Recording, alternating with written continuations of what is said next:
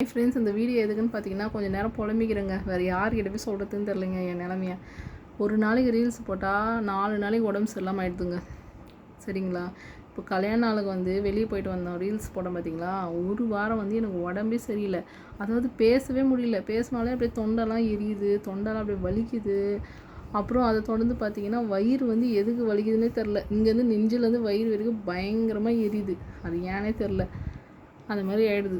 எனக்கு லைவ் போட்டால் கூட அது மாதிரி தான் இருக்குது. லைவ் நான் தொடர்ந்து போட்டுகிட்டே இருந்தேன்னா அது அப்படியே ஒரு மாதிரி ஆகிட்டு எனக்கு அப்படியே உடம்பு சரியில்லாமல் ஆகிடுதுங்க. என்னால் முடியல. என் பையன் வீட்டில் இருக்கும்போது கூட நான் லைவ் கரெக்டாக ரெகுலராக போட்டுட்டு தான் இருந்தேன். அவன் லீவில் இருக்கும்போது கூட. அப்போ கூட எனக்கு எதுவும் ஆகலை.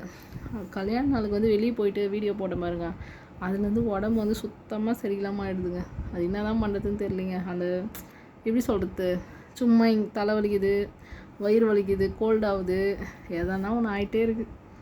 ஆமாம், அதுக்காக யூடியூப் சேனல் இவ்வளோ நாள் ரன் பண்ணிவிட்டு யூடியூப் சேனல் ரன் பண்ணாமல் எப்படிங்க விடுறது? கோல்டாகுது, உடம்பு சரியில்லாமல் ஆகுது, எனக்கு வேணாம் அப்படின்னு சொல்லிட்டு ஓடவும் முடியல, ஒளியவும் முடியல. யூடியூப் சேனல் எப்படியாவது மானிட்டைஸ் பண்ண நானும் படாத பாடு இல்லைங்க. குட்டிக்காரனை அடிச்சிட்டேன் இவ்வளவும். ஆனால் என்னால் சுத்தமாக முடியவே மாட்டேங்குதுங்க. அது ஏன்னா அது எல்லாருக்குமே தான் அது மாதிரி ஆகுமா, இல்லை எனக்கு மட்டும்தான் அந்த மாதிரி ஆகுதா அப்படின்னு சொல்லிட்டு எனக்கு சுத்தமாக புரியவே மாட்டேங்குதுங்க. எல்லாம் என்ன சொல்கிறாங்க, நீ வீடியோ ரீல்ஸு அதெல்லாம் போடுறதுனால தான் உனக்கு அந்த மாதிரிலாம் ஆகுது, அது கம்மி பண்ணு அப்படின்னு சொல்கிறேன். எப்படி கம்மி பண்ண முடியும்? நம்ம யூடியூப் சேனல்னு சொல்லி ஒன்று ஸ்டார்ட் பண்ணிட்டோம். அது நம்ம நல்லா இருந்தாலும் நல்லா இல்லைனாலும் எப்படி இருந்தாலும் நம்ம ரன் பண்ணி தான் ஆகணும். பாதியிலலாம் விட முடியாது. டங்கு வளர்ந்துருன்றாங்களே, அந்த மாதிரி பாதியிலலாம் விட முடியாது. இப்போ பார்த்திங்கன்னா, இவ்வளோ நாள் பாடுபட்டு 4000 வாட்ச் ஹவர்ஸ்க்கு 2000 வாட்ச் ஹவர்ஸ் தான் எடுத்திருக்கேன். 2000த்துலேயே 100 கம்மியாக இருக்குது. அவ்வளோதான் எடுத்திருக்கேன். இன்னும் 2000 வாட்ச் ஹவர்ஸ் எடுக்கணும். அப்போ தான் சேனலே மானிட்டைஸ் ஆகும். அதுக்குள்ளே உடம்பு இப்படி சரியில்லாமல் போயினே இருந்தால் எப்படிங்க சொல்லுங்களேன்? நார்மல் லைஃபே லீட் பண்ண முடியல. ஒரு நாள் லைவ் போட்டால் 4 நாளைக்கு எதனா ஒன்று ஆகிடுது.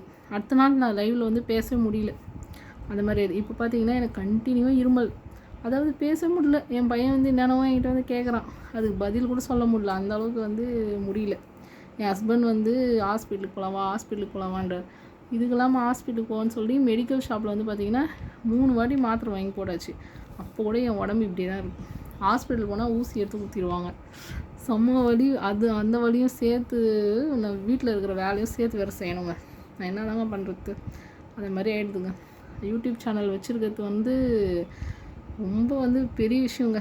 அதை ரன் பண்ணி எடுத்துகிட்டு போயிட்டு கரை சேர்க்கறதுக்குள்ளே போதும்போது நான் எப்படி தான் எல்லோரும் யூடியூப் சேனல் ஆரம்பித்து எப்படி தான் ரன் பண்ணுறாங்களோ தெரியலிங்க.